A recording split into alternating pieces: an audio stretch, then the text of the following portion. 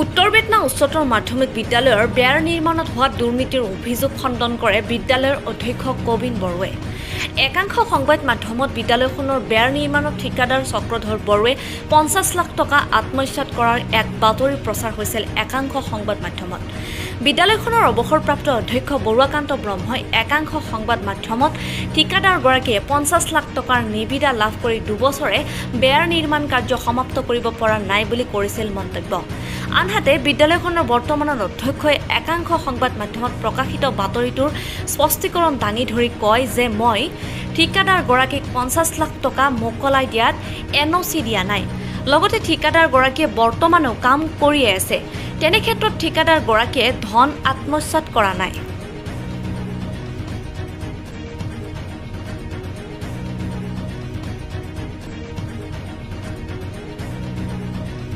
মই এই উত্তৰ বেটনা উচ্চতৰ মাধ্যমিক বিদ্যালয়ৰ অধ্যক্ষ মৰ্মে আমাৰ চক্ৰধৰ বড়ো তেখেতে ঠিকাদাৰে আহি মোক ফোনাফনি কৰি পেলাই আজি এই মানে মুহূৰ্তত স্কুলত আহিছোঁ।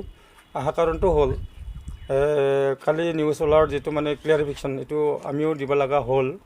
মই শুনাত যে মই হেড হিচাপে 50 লাখ টকা মোকলাই নিয়াত জানো মই সহায় কৰিছোঁ বা মই ছিগনেচাৰ দিছে, মই NOC দিছে, সেইটো কথা মই বুজি পাইছোঁ। যদি মোৰ ভুল হোৱা নাই, গতিকে সেইখিনি মই কাম কৰা নাই, কোনো NOC দিয়া নাই।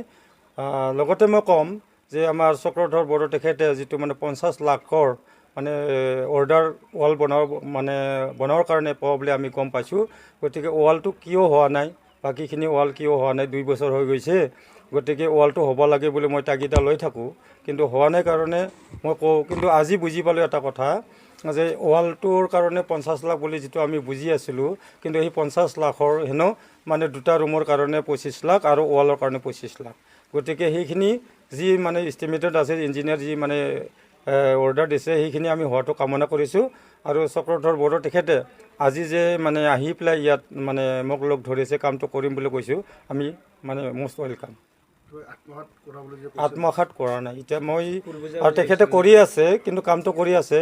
নকৰিলে আমি ক'লোঁ হয়, কিন্তু যিহেতু কামটো কৰি আছে, নকৰোঁ বুলি কোৱা নাই, কৰা হ'ল বুলিও কোৱা নাই। গতিকে আত্মসাৎ বুলি আমি নকওঁ, আৰু মই এনেকুৱা মানে NOCও দিয়া নাই, আত্মসাৎ বুলি ক'ব পৰা অৱস্থা নাই।